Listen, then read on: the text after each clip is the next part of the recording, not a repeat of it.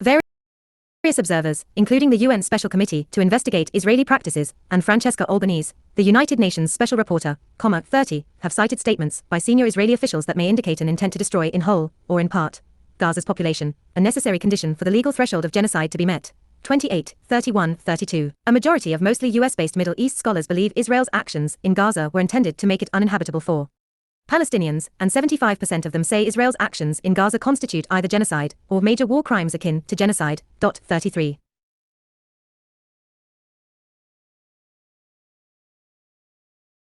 In June 2024, the UN Human Rights Office condemned the reported killing of 500 health workers. 34. As of August 2024, only 17 of Gaza's 36 hospitals were partially functional. Winking sad smiley. 35. 84% of health centers in the region have been destroyed or suffered damage.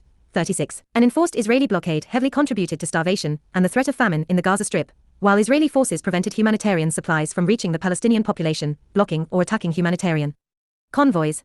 Early in the conflict, Israel cut off water and electricity supply from the Gaza Strip. Israel has also destroyed numerous culturally significant buildings, including 13 libraries, 38, all of Gaza's 12 universities and 80% of its schools, 40 dozens of mosques, 3 churches, and 2 museums, 43. By mid-August 2024, after 9 months of attacks, Israeli military action had resulted in over 40,000 confirmed Palestinian deaths, 1 out of every 59 people in Gaza, averaging 148 deaths per day. Most of the victims are civilians. 45 of whom at least 50% are women and children, 46, 47, and more than 100 journalists, 48, 49, 50,000 more dead bodies are thought to be under the rubble of destroyed buildings, 45 of 51. The government of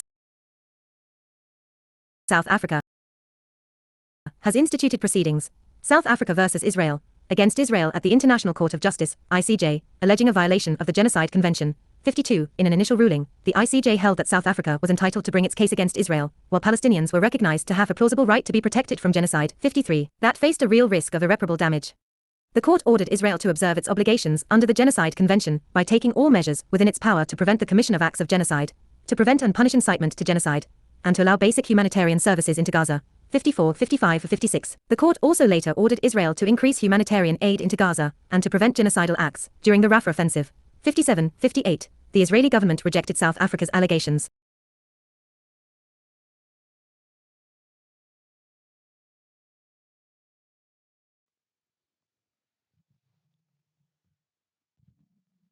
Yeah, and you're asking what is my source?